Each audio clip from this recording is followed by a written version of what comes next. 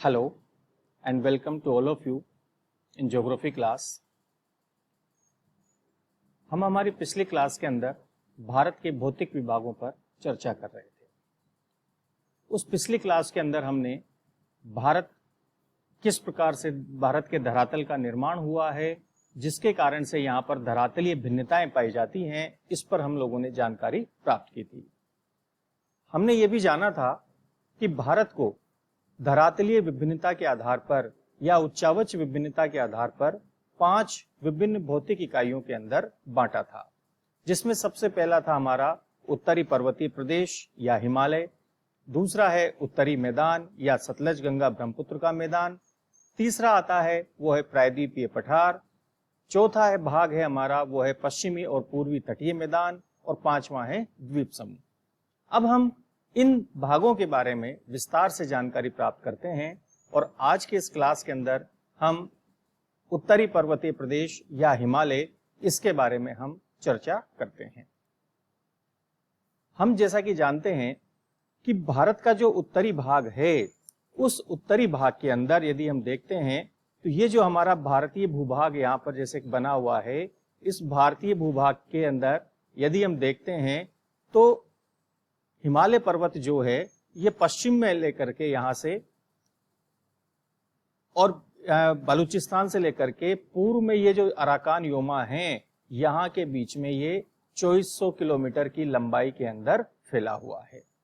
ये जो भाग है, इस भाग का जो पूरा क्षेत्रफल है वो लगभग 5 लाख वर्ग किलोमीटर है और इसकी औसत ऊंचाई 6000 मीटर मानी जाती है। हमने ये भी जाना था कि इस हिमालय का निर्माण तैथिस सागर में मलबे का जमाव होने और भारतीय प्लेट के उत्तर की ओर खिसकने के कारण से हुआ था, जो कि पृथ्वी के भूगर्भिक इतिहास के विभिन्न युगों जैसे कि ओलिगोसीन युग कहें या मायोसीन युग कहें या प्लायोसीन युग से होते हुए ये प्रक्रिया आज तक भी चल रही है, यानी कि हिमालय का निर्माण वर्तमान समय में भी चल रहा है। अब यदि हम देखते हैं तो हिमालय को इस आधार पर अलग अलग भागों के अंदर बांटा जाता है। यहां पर हमें यह ध्यान रखने के लिए आवश्यक है कि हिमालय का हम अध्ययन 2 प्रकार से करते हैं। हिमालय को सबसे पहले तो हम भौगोलिक दृष्टि के आधार पर बांटते हुए करते हैं और दूसरा हिमालय का हम प्रादेशिक वर्गीकरण करते हैं। हिमालय को जो भौगोलिक दृष्टि से 3 भागों के अंदर बांटा गया है, उनके अंदर सबसे पहला जो आता है वो आता है हमारा हिमालय श्रेणी। अब ये जो हिमालय श्रेणी है उसके बारे में भी हमें जानकारी लेनी है। दूसरा भाग जो आता है हमारे पास वो आता है जिसको कि हम कहते हैं ट्रांस हिमालय श्रेणी, और तीसरा जो आता है उसको हम कहते हैं पूर्वांचल श्रेणी। हमें इन हिमालय के ये जो तीनों भौतिक भाग हैं, जिन भागों के अंदर हमने हिमालय को बांटा गया है, इनके बारे में हम विस्तार से अब चर्चा करते हैं। सबसे पहले हम बात करते हैं हिमालय श्रेणी के ऊपर। हिमालय श्रेणी, इसको कि हम 3 उप विभागों में बांट करके इसका अध्ययन करते हैं, जिसमें सबसे पहला आता है जिसको कि हम कहते हैं ग्रेटर या इनर हिमालयाज, यानी कि महान या आंतरिक हिमालय। इसे हम हिमाद्री भी कहते हैं, महा हिमालय भी कहते हैं, या व्रत हिमालय के नाम से भी इसे हम जानते हैं। ये जो हिमालय है ये पश्चिम में सिंधु नदी के मोड़ से लेकर के ब्रह्मपुत्र नदी मोड़ तक 2400 किलोमीटर की लंबाई, 25 किलोमीटर की चौड़ाई और 6000 मीटर की औसत ऊंचाई में विस्तृत है। हिमालय की जितनी भी सर्वाधिक ऊंची चोटियां हैं, चाहे वो एवरेस्ट हो, कंचनजंगा हो, मकालू हो, धौलागिरी, नंगा पर्वत आदि, सभी इसी भाग के अंदर स्थित है। वहीं हमें यह भी ध्यान रखना है कि इसी श्रेणी के मध्यवर्ती भाग से गंगा, यमुना, घाघरा, गंडक, तिस्ता, ये जो नदियां हैं, इनका उद्गम हिमालय के इसी भाग से होता है। इसी प्रकार हम बात करें तो जो दूसरा भाग आता है उसे हम लघु हिमालय या हिमाचल श्रेणी के नाम से जानते हैं। ये जो श्रेणी है, यह श्रेणी महान हिमालय के ही दक्षिण में उसी के समानांतर 80 से 100 किलोमीटर की चौड़ाई तथा 1800 से 3000 मीटर की औसत ऊंचाई में विस्तृत है। पीर पंजाल, धौलाधर, महाभारत, मसूरी, ये जो श्रेणियां हैं, ये श्रेणियां इसी का भाग मानी जाती हैं, यानी कि ये सभी श्रेणियां लघु हिमालय का ही पार्ट हैं। भारत के जो प्रसिद्ध हिल स्टेशंस हैं या स्वास्थ्यवर्धक जो स्थान है उत्तरी भारत के, वो इसी श्रेणी के निचले भाग के अंदर स्थित है। महान और उप हिमालय के बीच में यहाँ पर ग्रेट बाउंड्री फॉल्ट स्थित है, जो कि इन दोनों श्रेणियों को अलग अलग करता है। इस लघु हिमालय के ढाल पर छोटे छोटे मैदान मिलते हैं, जिन्हें कश्मीर में मर्ग कहते हैं और उत्तराखंड के अंदर उन्हें बुग्याल और पयार के नाम से जाना जाता है। यदि हम देखें तो पीर पंजाल श्रेणी जो कि कश्मीर में है, धौलाधर श्रेणी जो कि हिमाचल प्रदेश में है, महाभारत श्रेणी जो कि नेपाल में है, मसूरी श्रेणी जो उत्तराखंड में है और नाग टिब्बा श्रेणी जो कि हिमाचल और उत्तराखंड में विस्तृत है, इसकी प्रमुख श्रेणियां हैं। यानी कि ये सतत रूप में न होकर के इन लगातार इन श्रृंखलाओं के अंतर्गत फैली हुई है, जिसे इन विभिन्न राज्यों में अलग अलग नामों से जाना जाता है। कश्मीर घाटी या और काठमांडू घाटी जो है वो इसी में स्थित है। वहीं रावी, व्यास, चिनाब, झेलम जो नदियां हैं वो इसी श्रेणी से निकलती है। इस बात की भी जानकारी हमारे को होना आवश्यक है। इसी प्रकार से हम देखते हैं कि जो हिमालय का जो तीसरा भाग है उसे हम शिवालिक हिमालय के नाम से जानते हैं। ये जो शिवालिक हिमालय है इसे हम उप हिमालय या बाह्य हिमालय के नाम से भी जानते हैं। ये पंजाब के अंदर पोटवार बेसिन से प्रारंभ होकर के पूर्व में कोसी नदी तक 2000 किलोमीटर की लंबाई, 40 से 50 किलोमीटर की चौड़ाई और 1200 मीटर की औसत ऊंचाई में विस्तृत है। इस श्रृंखला का निर्माण अर्थात शिवालिक हिमालय का निर्माण बृहत और लघु हिमालय से जो नदियों के द्वारा मलबा लाया गया है उससे हुआ है। इस कारण से यह हिमालय की सर्वाधिक नवीनतम श्रेणी है।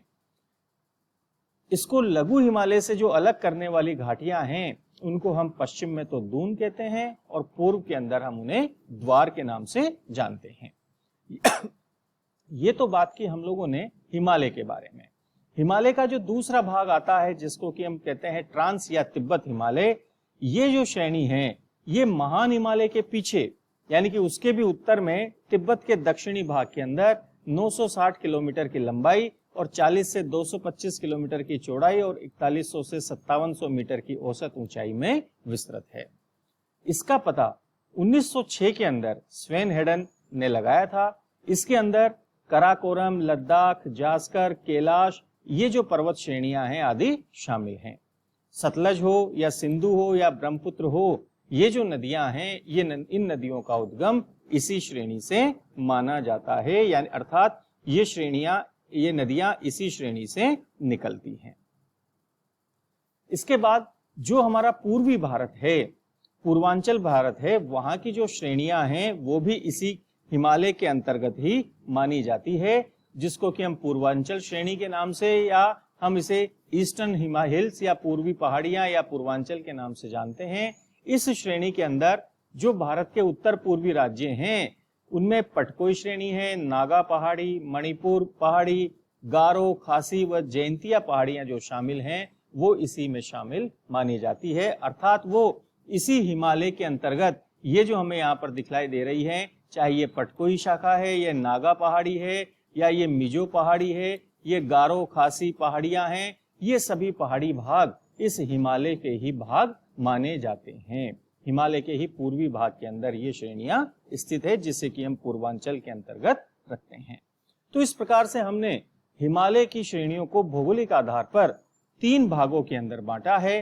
पहला तो है हिमालय श्रेणी, दूसरा है ट्रांस हिमालय भाग और तीसरा है पूर्वांचल श्रेणी।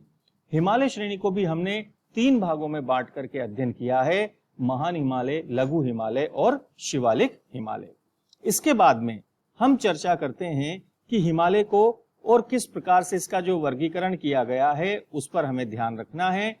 अब हम बात करते हैं आगे, तो हिमालय का जो प्रादेशिक वर्गीकरण है उस प्रादेशिक वर्गीकरण पर हम अब चर्चा करते हैं। और हिमालय का प्रादेशिक वर्गीकरण सिडनी बुर्राड नामक विद्वान ने प्रस्तुत किया था। इस प्रादेशिक वर्गीकरण के आधार पर यानी कि राज्यों के अनुसार, क्षेत्रों के अनुसार इसमें हिमालय को बांटा गया था और इसके अनुसार हिमालय को 4 श्रेणियों के अंतर्गत बांटा गया है। सबसे पहला आता है, उसको हम कहते हैं पंजाब हिमालय। ये जो पंजाब हिमालय है ये सिंधु सतलज नदियों के बीच में 562 किलोमीटर की लंबाई में स्थित है और कराकोरम, लद्दाख, जास्कर, पीर पंजाल, धौलाधर आदि जो श्रेणियां हैं वो इसी भाग के अंदर पाई जाती है। दूसरा जो भाग आता है उसको हम कहते हैं कुमायूं हिमालय। इसका विस्तार सतलज और काली नदी के बीच में 320 किलोमीटर की लंबाई में है। गंगा यमुना इसी भाग से निकलती हैं और मसूरी और नाग टिब्बा जो श्रेणियां हैं वो इसी भाग के अंदर मानी जाती हैं। इसी का तीसरा भाग है उसको हम कहते हैं नेपाल हिमालय, जिसका कि विस्तार काली और तिस्ता नदी के बीच में 800 किलोमीटर की लंबाई में है। हिमालय की सर्वाधिक ऊंची चोटियां इसी भाग के अंदर स्थित है और इसे सिक्किम में सिक्किम हिमालय के नाम से, पश्चिम बंगाल में दार्जिलिंग हिमालय के नाम से और भूटान में भूटान हिमालय के नाम से जाना जाता है। और जो चौथा भाग आता है प्रादेशिक वर्गीकरण का वो आता है असम हिमालय। ये जो श्रेणी है ये तिस्ता और ब्रह्मपुत्र नदी के बीच में 750 किलोमीटर की लंबाई में विस्तृत है। तो इस प्रकार से हमने देखा कि हिमालय का प्रादेशिक वर्गीकरण के अंतर्गत हमने हिमालय को 4 भागों में बांटा है: पंजाब हिमालय, कुमायूं हिमालय, नेपाल हिमालय और असम हिमालय। अब हम इन्हीं तथ्यों को, ये जो जानकारी हमने यहाँ पर ली है, इसको हम मानचित्र के अंदर भी देख सकते हैं कि इस भारत के मानचित्र में हमने हिमालय का प्रादेशिक वर्गीकरण प्रस्तुत किया हुआ है। ये पहला भाग जो हमने जानकारी ली कि सिंधु नदी से लेकर के सतलज नदी के बीच में ये जो भाग है ये भाग कहलाता है हमारा पंजाब हिमालय। दूसरा भाग जो आता है वो है कुमायूं हिमालय, जो कि सतलज और काली नदी के बीच में स्थित है। ये वाला भाग जो है ये कुमायूं हिमालय के नाम से जाना जाता है। तीसरा जो भाग आता है जिसको कि हम नेपाल हिमालय कहते हैं, ये नेपाल हिमालय काली और तिस्ता नदियों के बीच में इस प्रकार से यहां तक विस्तृत है। इस मानचित्र से भी ये स्पष्ट होता है कि ये सर्वाधिक चौड़ाई के अंदर स्थित भाग है और हिमालय की सभी ऊंची चोटियां इसी भाग के अंदर विद्यमान हैं। उसके बाद असम हिमालय का भाग आता है जो कि तिस्ता और ब्रह्मपुत्र नदियों के बीच में स्थित भाग है और इस भाग के अंतर्गत हिमालय की जो भी पूर्वांचल श्रेणियां हैं वो भी इसी के अंतर्गत शामिल हो जाती हैं। तो इस प्रकार हमने हिमालय के बारे में जानकारी प्राप्त की कि हिमालय का जो भौगोलिक वर्गीकरण है उसके अंतर्गत हमने हिमालय को 3 भागों के अंदर बांटा: हिमालय भाग, हिमालय श्रेणी, ट्रांस हिमालय और पूर्वांचल श्रेणी। इन तीनों भागों के अंदर बांट करके हमने उसकी जानकारी प्राप्त की और हिमालय के प्रादेशिक वर्गीकरण में पंजाब हिमालय, कुमायूं हिमालय, नेपाल हिमालय और असम हिमालय के अंतर्गत बांटते हुए हमने इसकी जानकारी जो है हमने प्राप्त की है। तो ये तो बात थी हमारी हिमालय के बारे में। अब हम अपनी अगली क्लास के अंदर भारत का जो दूसरा भौतिक विभाग है उसके बारे में हम बात करेंगे, जो कि है उत्तरी मैदान, या जिसको कि हम सतलज गंगा ब्रह्मपुत्र के मैदान के नाम से जानते हैं। आप इसी प्रकार हमारे साथ बने रहिएगा। हम अगली क्लास के अंदर भारत के जो दूसरा भौतिक विभाग है उसके ऊपर हम विस्तार से चर्चा यहाँ पर करेंगे। Thank you very much.